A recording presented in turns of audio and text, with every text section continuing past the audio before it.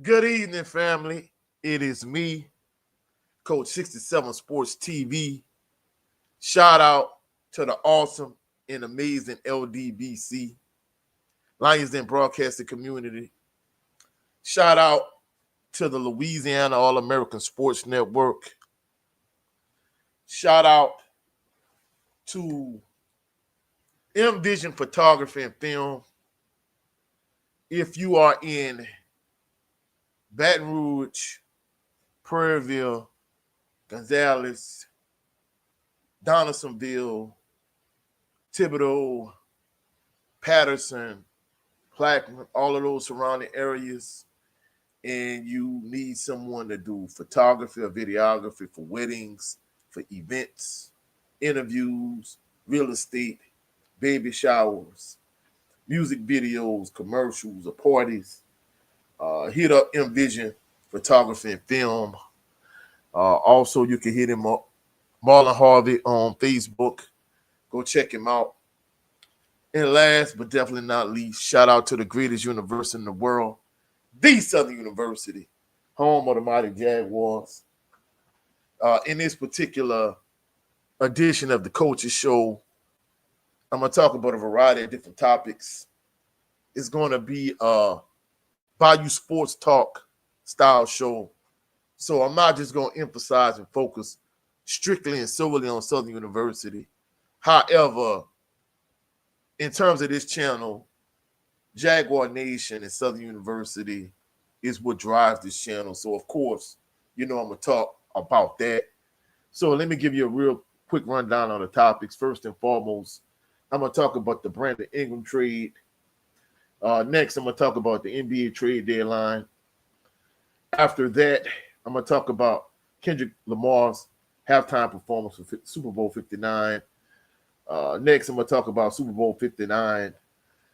Then my final two topics is the greatest band in the land, greatest band in the world, the Human Jukebox, their pregame performance at Super Bowl 59. And lastly, I'm going to talk about the impact of the 2025 recruiting class for Southern University football.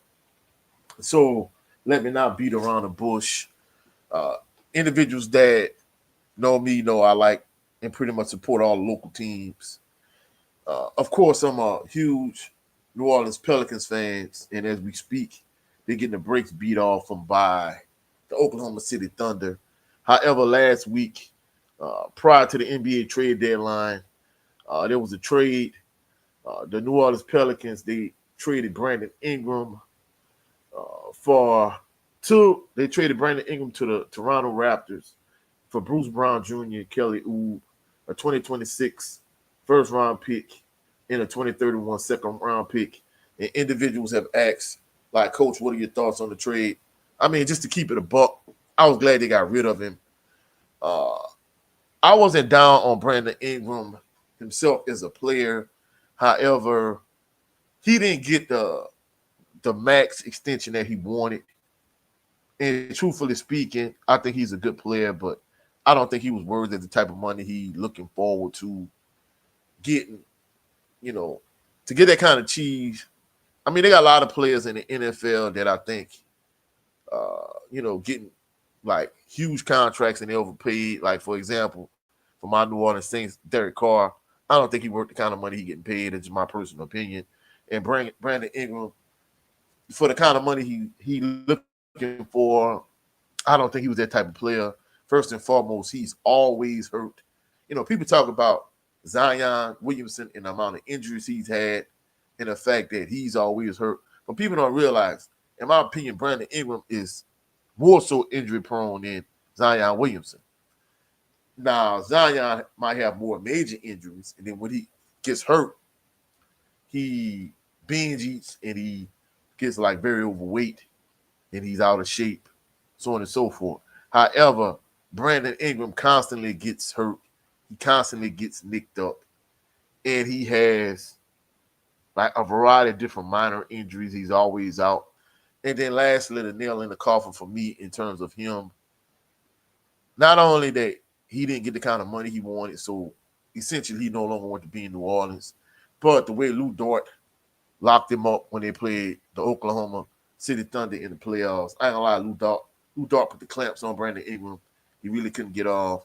To me, that kind of solidified it for me in terms of him not being the player that people wanted him to be, not being the type of player that they thought he was going to be. And truthfully speaking, without Zion Williamson being 100% healthy and locked in, and engaged, and fully focused to play, I don't think the Pelicans are even a playoff team, to be truthful. So, of course, shout out to Rude Dog. We were supposed to do, months back, we were supposed to do episode 47 of Bayou Sports Talk, but, his whole mindset was, hey, if you're not contending for a championship, then you should blow the whole thing up, give it to Zion Williamson, and go in and tank and try to put as many ping pong balls in the hopper as possible. I'm still kind of holding out hope for Zion Williamson, but, I ain't gonna lie, at certain points, I did say trade him also. That's just my personal opinion. But I think if you have a shot at getting the number one pick and getting Cooper Flag in the 2025 NBA draft, then I think you might consider holding on to him. But other than that, my philosophy has been either you compete for a championship or you just need to blow it up and you need to trust the process the way the 76ers did and go all in and lose and tanking and losing. I mean, that's just my personal opinion, because if you're in the playing game, if you're in the middle, then to me, what's the purpose of it? Major shout out to Autism Boy, Cottage 81. Salute. Shout out, of course, students from my class. Abigail, how you doing, baby? But, that's it for the first topic. The next topic, the NBA trade deadline. Of course, we know there was a blockbuster trade between the Los Angeles Lakers and the Dallas Mavericks for the Mavericks traded Luka Doncic, and in return, the Dallas Mavericks got Anthony Davis. Before I get to that, Autism Boy Cottage 81 said, Coach Do, I think Zion Williamson is overrated. I don't think he's overrated. I think the issue with him is, our coach used to tell us all the time that hard work beats talent when talent doesn't work hard. To me, I think he's extremely talented. He's a phenom from a talent standpoint. However, from what I understand, his work ethic is not what it should be, for one. And second of all, the fact that he constantly gets hurt. And once he gets hurt, instead of him staying in shape and eating properly, basically he balloons up and his weight gets out of control. And it's to a point like 7-8 would say, it's a vicious cycle. He gets hurt, and once he gets hurt, he binge eats, he balloons up in weight. At this point, I hate to say it, I don't think he's going to ever reach his fullest potential, because I don't see him being able to stay fully healthy. And honestly, like my brother Big Joe Thompson would say, salute to Big Joe, standing on LDBC business. But as he would say, like, he could have easily been, had he went the football route, he could have easily been a 3 technique, 5 technique, wide 9. He could have been a disruptive force in terms of, had he went the NFL route, being able to play in the NFL. So at the end of the day, Zion Williamson, I think he's extremely talented, but at the end of the day, I don't think he could stay healthy. And as former NFL legendary coach Bill Parcells would say, the best ability is availability. If you always hurt, like, you're no good to the franchise. Yeah, he came out of Duke in 2019, but at this point, he's constantly been hurt. He's constantly been injured. So, disruptive force in terms of, from a football standpoint, Abigail is somebody that, constantly gets penetration in the backfield, somebody that constantly wreak havoc, constantly makes good plays for the defense. if you watched the Super Bowl last night, basically everybody along the Philadelphia Eagles defensive line was a disruptive force. So that's why Patrick Mahomes didn't have time to throw the ball. And basically the Kansas City Chiefs couldn't do nothing offensively. But going on to the next topic, like I said, the NBA trade deadline. Luka was traded for Anthony Davis. And for those individuals that watched the Southern Baller show with myself, my brother Jared 11 Green, JB, Brent Fox, Joe Townsend, we talked about the trade. And basically, my thoughts on the trade was I felt like, one thing I can say about it, usually when you trade a superstar player, usually you don't get another superstar player in return. But I felt like it was a stupid trade for the Dallas Mavericks. Trading Luka, who's 25, he's been, I think, first team all NBA like 5 times at this point in his career. He has a bright future. Basically, they traded him for Anthony Davis. As a Pelicans fan, I've seen Anthony Davis up close and personal. I'm not gonna lie, from a talent standpoint, Anthony Davis is a dog. However, Anthony Davis is constantly injured. He's injury prone. Like my uncle would say, he's made out of butter. If you look at him too hard, he's gonna get hurt. He's gonna get injured. And to me, that was the baffling part. Even though Luka's hurt as we speak, he hasn't been as injury prone. He hasn't been hurt as often as Anthony Davis. And basically, Nico Harrison, he had to justify and rationalize trading Luka for Anthony Davis. And basically, he said, of course, we all know Luka, even though he's an exceptionally talented scorer, and talented player on the offensive end, he's a liability defensively.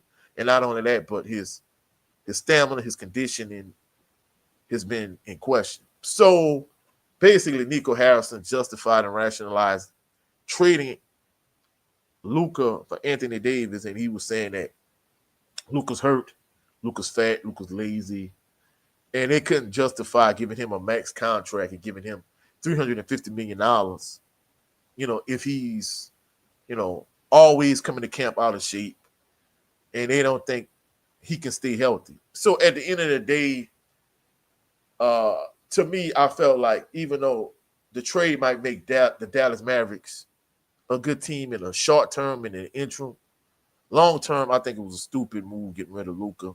And of course, on that particular episode of the Southern Baller Show, my brother Brent Fox said, he was fearful of Nico Harrison's safety. He was saying that he needed to be extremely cautious. And he's right. Like, Nico Harrison has gotten a ridiculous amount of death threats. And, Luka is still hurt, so he hasn't made his first appearance as a LA Laker. But Anthony Davis has made his first appearance as a Dallas Maverick. He played extremely well. But, towards the end of the game in the third quarter and the second half, he got hurt. So that tells you everything you need to know about Anthony Davis and his injury history and him constantly being injury prone. To me, I think it was a bad trade by Nico Harrison. I think unless the Dallas Mavericks win the NBA championship, I think it was a bad trade considering the fact that they already went to the NBA finals. Well, Luka lead them there.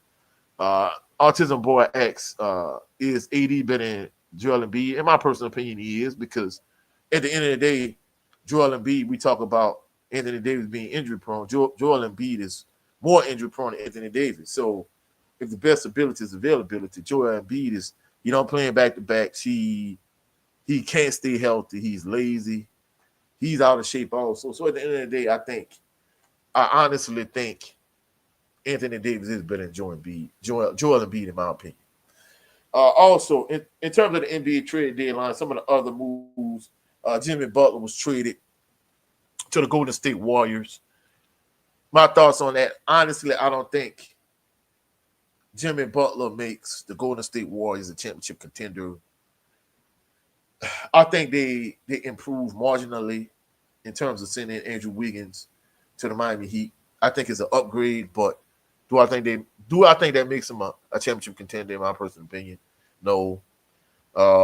Not only that, but De'Aaron Fox was traded from the Sacramento Kings to the San Antonio Spurs, and in return, the Sacramento Kings received Zach LaVine.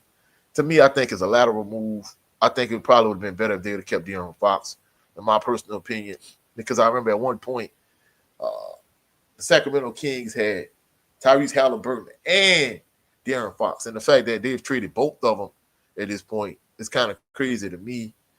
Uh, I don't know. To me, it just seemed like Sacramento Kings, for whatever reason, they couldn't get right. They couldn't get over the hump, especially when they played in the playoffs against the Golden State Warriors.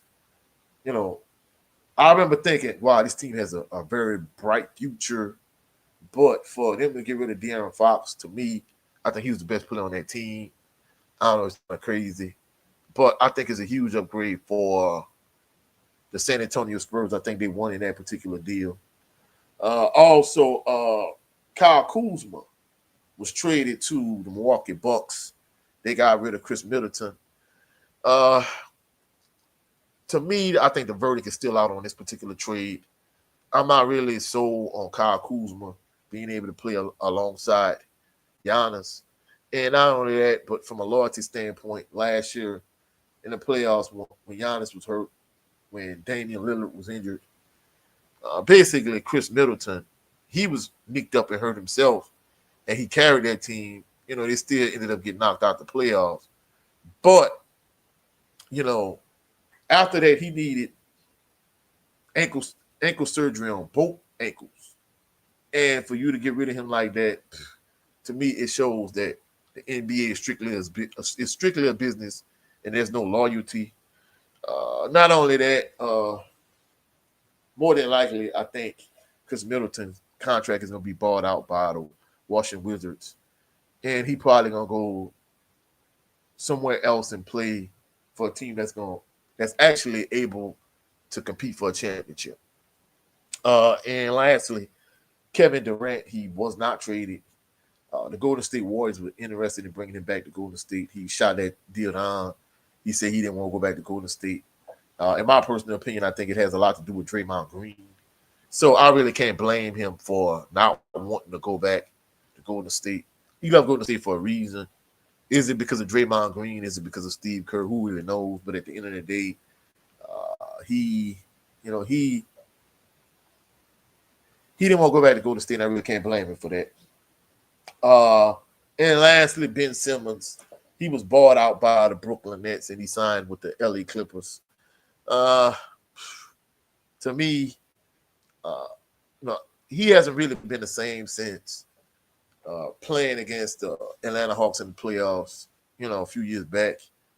You talking about a guy that is another one. He has a lot of upside, a lot of potential in terms of having the physical tools, but to me, he's from a mental standpoint, he's fragile, he's weak, and he couldn't have played in the '90s with his mindset. I mean, you talking about another player? He has, you know, just gifts and tools from an athletic standpoint, but to me, he another one he can't really seem to get right.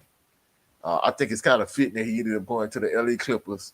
The fact that you got Kawhi, you know, who's injury prone, and you got James Harden. I mean, I think it's kind of a good fit to be real. So yeah, we'll see how Ben Simmons works out with the Clippers.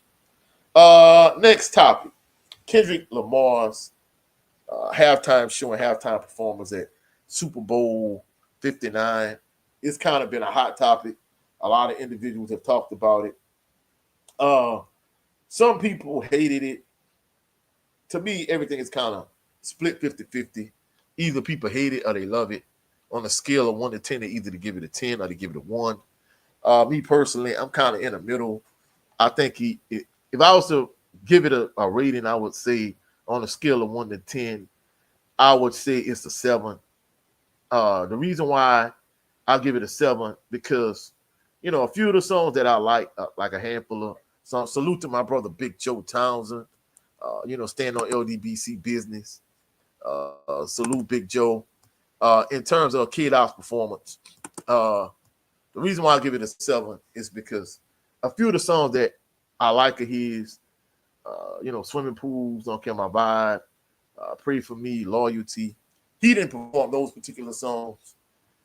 So that's why I took a couple points off on it for people to make it sound like it really was a revolutionary performance from a from a social standpoint. In terms of him,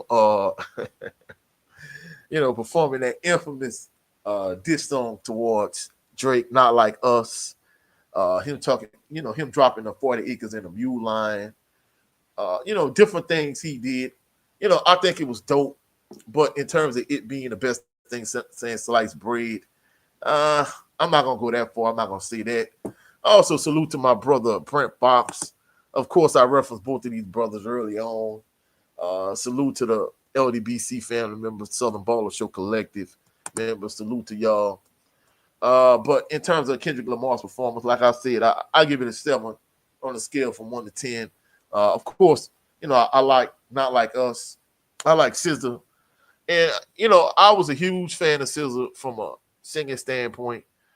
In terms of from a body positivity standpoint, I like pre breast augmentation, pre BBL. I felt like she was perfectly fine in her natural state, but she decided that's what she wanted to do. That's what she wanted to get. I mean, that's cool. But at the end of the day, you know, of course, Black Panther was one of the best movies I've seen in my lifetime. Just going to that movie in a movie theater a few times, and K Dot's soundtrack, you know, him just kind of spearheading that contract. I mean, the soundtrack for that particular movie, and him and the weekend, him and SZA, and just him being all throughout that soundtrack and all throughout that movie. Like, to me, I think that kind of put him on another level. And of course, uh, every time I hear Humble, I think about this previous school I was at. Of course, I teach physical education. And on the rainy days when we couldn't go in the library and do Go Noodle, uh, the days we couldn't go outside, like the fifth graders would be in the classroom and they would have like this rock, paper, scissors tournament. And every time somebody lost, they would sing Kendrick Lamar's Be Humble. So every time I hear that song, I think about, me being at that particular elementary school. But in terms of the Super Bowl performance, I thought it was dope. You know, Samuel L. Jackson, Serena Williams, him dissing Drake again. So I thought it was a dope performance. But for people to act like it's the greatest thing since sliced bread, I don't see it that way. Either people loved it or hated it. So I think it was a solid performance at the end of the day. Next, Super Bowl 59 itself, in terms of my prediction, I was right about the Philadelphia Eagles winning. However, I didn't think the Philadelphia Eagles would just dominate the Kansas City Chiefs the way they did. I thought it would be a close game. I thought uh, Patrick Mahomes would make a lot of plays. However, like it was never close. The Philadelphia Eagles ended up winning the Super Bowl. Super Bowl 59, they ended up winning 40-22 in New Orleans. Of course, not a lot of people, but my next door neighbor in particular, and a couple other people asked me, like, Coach, you gonna go to New Orleans? I'm like, for what? Like, it's the Super Bowl. It's not the Bayou Classic. You know what I'm saying? So it is what it is. But in terms of like Super Bowl 59 itself, I thought the Eagles, they just dominated. They dominated the line of scrimmage up front on both sides of the ball. But in particular, from a defensive standpoint, I'm not gonna lie. Uh, the defensive line for the Philadelphia Eagles, they just got after Patrick Mahomes and they dominated. I really felt like, from a play calling standpoint, I think Andy Reid was too pass happy. I think he should have tried to make a conscious effort to run the football more.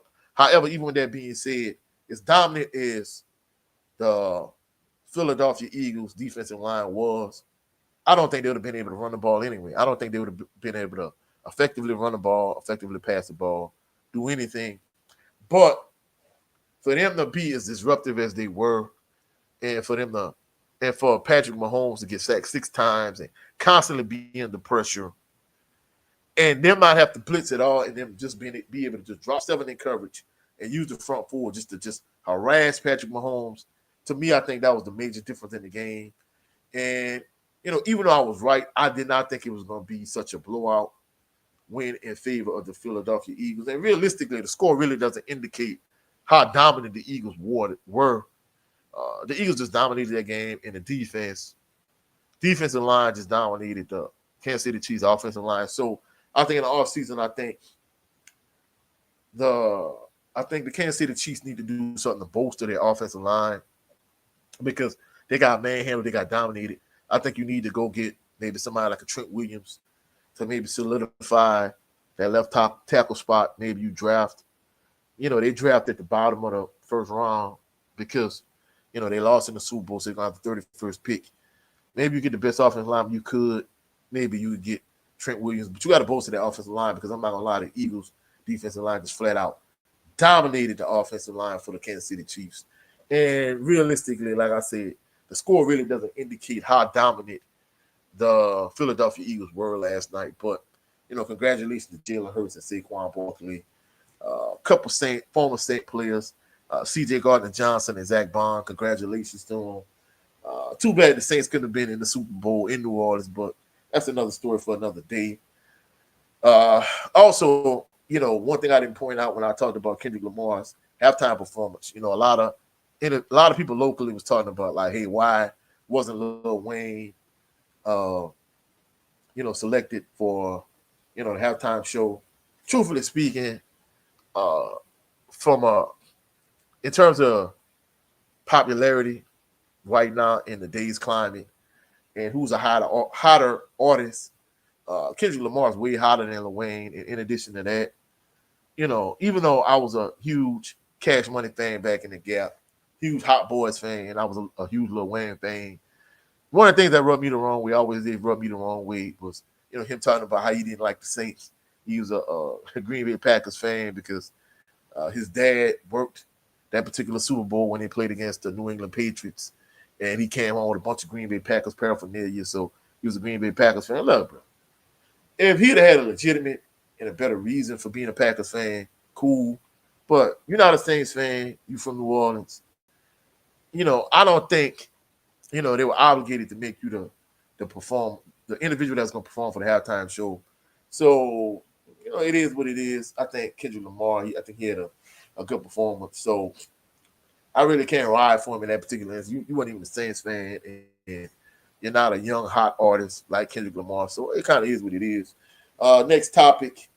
Of course, my last two topics is the Human Jukebox and the impact of Southern University's 2025 recruiting class in terms of the greatest band in the land, the Human Jukebox.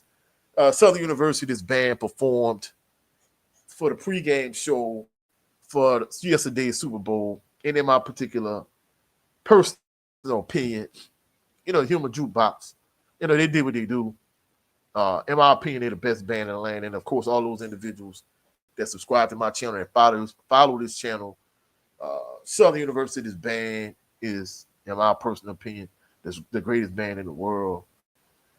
Prior to his death, I think, of course, you could have put Maze and Frankie Beverly, in that discussion. You could have put Earth, Wind, and Fire.